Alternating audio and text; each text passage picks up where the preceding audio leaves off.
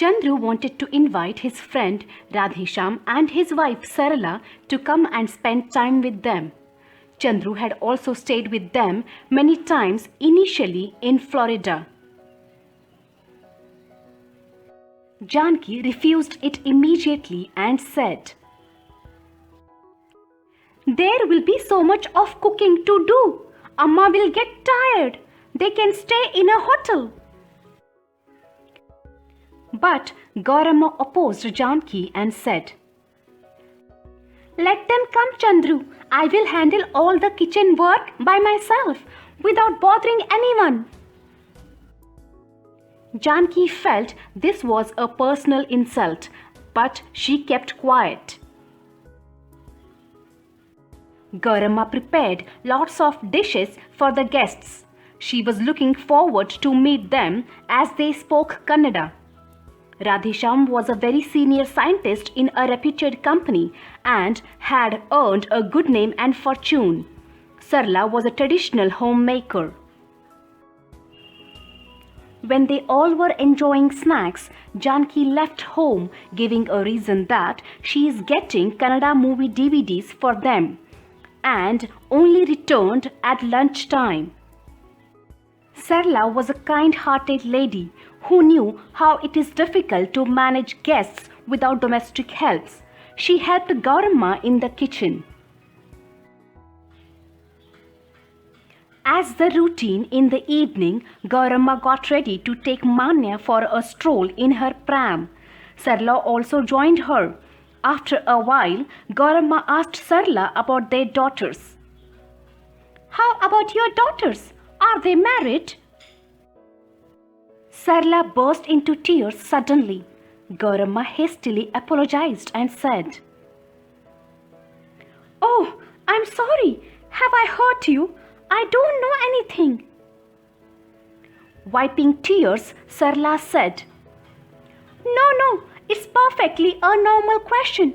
My mind is so full of grief that I burst into tears easily."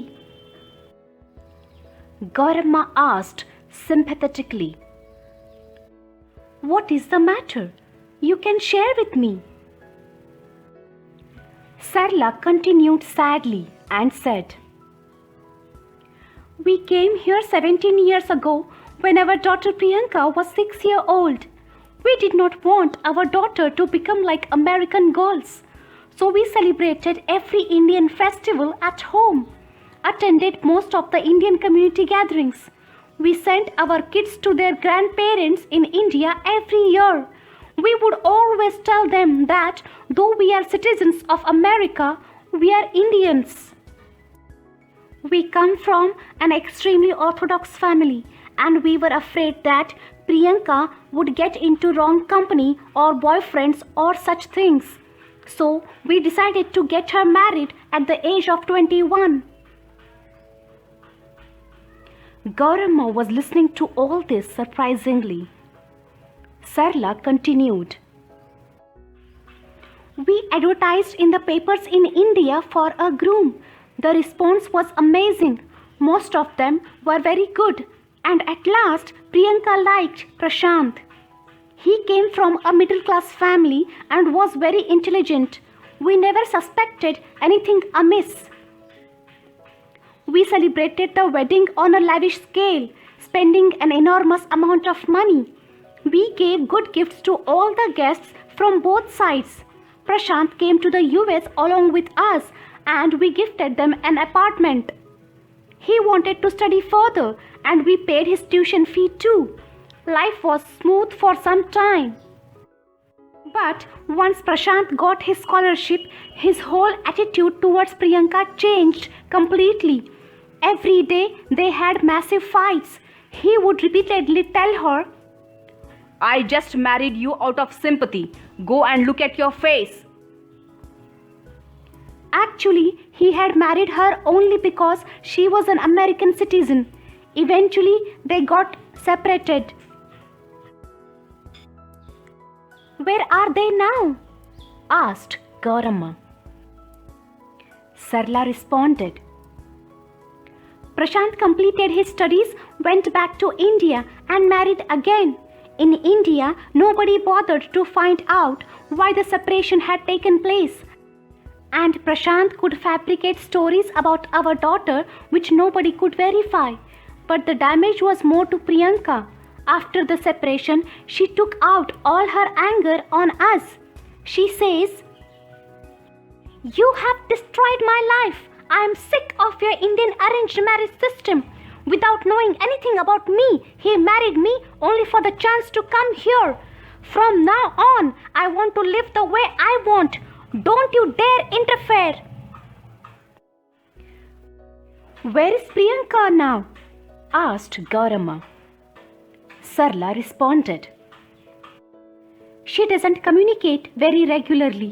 She calls us up once in a while. She is pursuing her studies in California and lives with a Brazilian male friend. She rejected the money that we sent her. She works as a waitress in a restaurant in her free time." "What will happen to her?" Gaurama was worried and asked again, "Are you worried about your younger daughter?" Sarla responded, "Of course I am. The elder sister is always the role model in the family. Some nights I am unable to sleep, thinking Deepika could do the same. At times I feel enough is enough. We should go back to Bangalore and settle there permanently. But Deepika refuses to come. She says if we want, we can go back, but she belongs to this country as she was born here."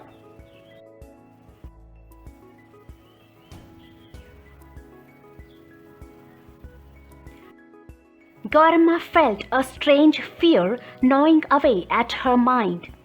What if, after 20 years, Manya behaved in the same way, causing great anguish to her son? She understood the effect of mixed culture on the children. At home, we teach them to be Indian, and outside, they face a completely different world.